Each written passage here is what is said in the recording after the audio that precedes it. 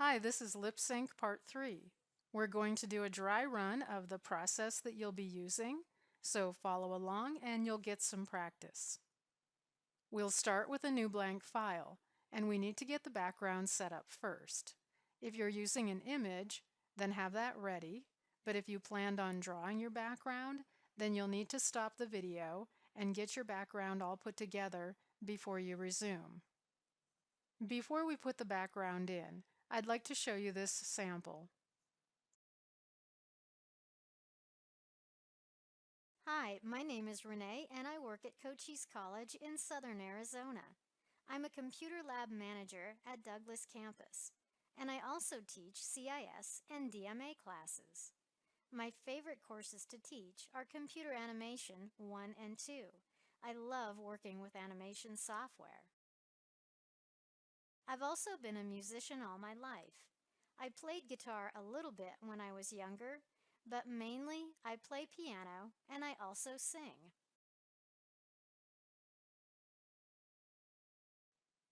Okay, so that video showed a character that gave a short presentation. You could see that the mouth was moving and the mouth poses matched relatively well with what the character was saying. There was also a little bit of head movement, a little bit of arm movement, and the eyes were blinking as well. I'll explain more about the project requirements after we go through this dry run on how to go about the process of creating the lip sync. With our new blank file open, the first thing we need to do is have the background ready so that we know how to stage the character. I'll just import an image for mine. So new layer image. Mine's a little bit small for my stage area, so I'll just click on transform layer and resize it so that it fits. And I'll import a character that's ready for lip sync. File, import Moho object.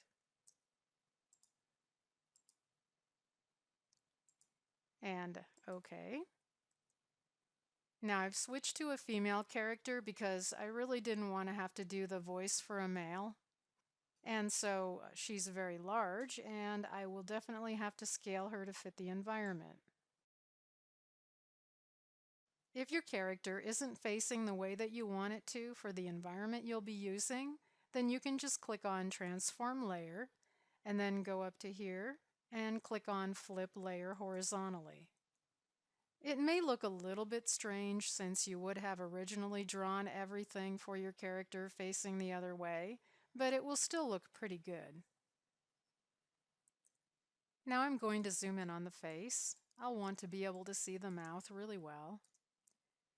Okay, up here in the main menu, click on Window, and then Audio Recording.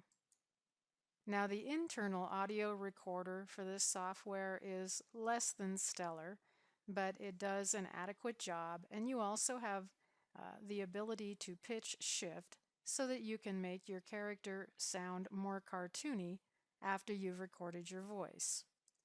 If you are someone who has a good deal of experience with audio editing software, you'll see how you can achieve this same effect. And if you didn't want to use this internal recorder, then you're always welcome to just use other software to make your recording and then import it into the file, into the layers. So let's all practice with the same sentence. Up here, I've pasted in a sentence. Say, hello, my name is, whatever your name is, and I love to eat pizza before I leave for school. So you'll just press this record button right here and say that sentence. And what you'll notice when you push the record button, and you'll see this, the numbers going up. And when you're done recording, you just push right here. This is like the toggle for record and then stop. If your recording isn't working, you might need to check here and see that you have the proper microphone selected for your computer. So go ahead and try and get a recording right now of, hello, my name is so-and-so and I love to eat pizza before school. Once you've recorded, you can push on the little play button to preview it. And then down here, underneath pitch shifting, you can take this dot and click and drag it to the right. That will pitch shift your voice higher. Dragging it to the left will pitch shift your voice lower. So you can experiment with that and choose something that you like. Now you don't have to pitch shift if you leave it in the middle, then you'll just retain your normal voice. So once you've experimented with that, you'll see down here that you have the button Add to Project. You'll click on that. You'll then be prompted to save it somewhere. You'll probably want to give it a name. Once you click Save, it will not only be saved there at that location on your computer, but it will also get inserted into the Layers palette. So now you can close the audio recording window for now. And then looking in the Layers palette, you'll see that the audio file or layer was inserted here. And with that layer selected in the Layers palette, you can see down here the waveform. In fact, let me just play mine. Hello, my name is Renee, and I love to eat pizza before school.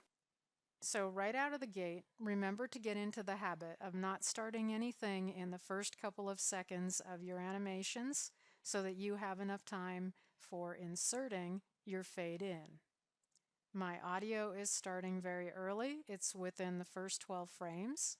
So if I click on the sequencer tab, and then I can see right here where I start speaking, and I want to put this after frame 48, so I can just click and drag this down.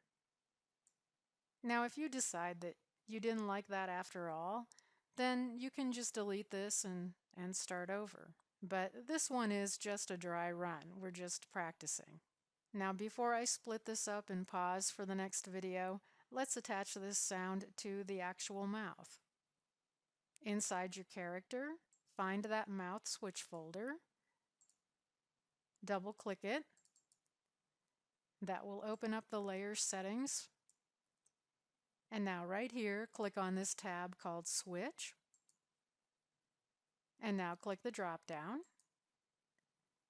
Choose the file that you want to use, and there would be more if there were more audio files in your project, and then click OK.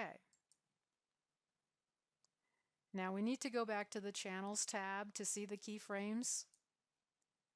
I'd like to point out right now that these keyframe dashes are harder to work with than the dots, okay? You can change that if you just go over to here again and double click on your mouth switch folder and back to the switch tab. Click on this box for interpolate sublayers and click OK. These dots are going to be easier for you to work with.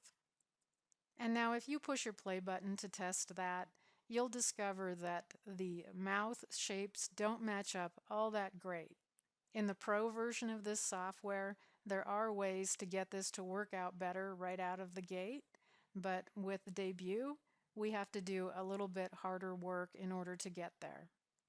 If you did happen to purchase Moho Pro for this class, send me an email and let me know, and I'll explain to you the one little extra step that you can do here in order to get this to work out a little bit better right when you attach the sound to the mouth switch folder.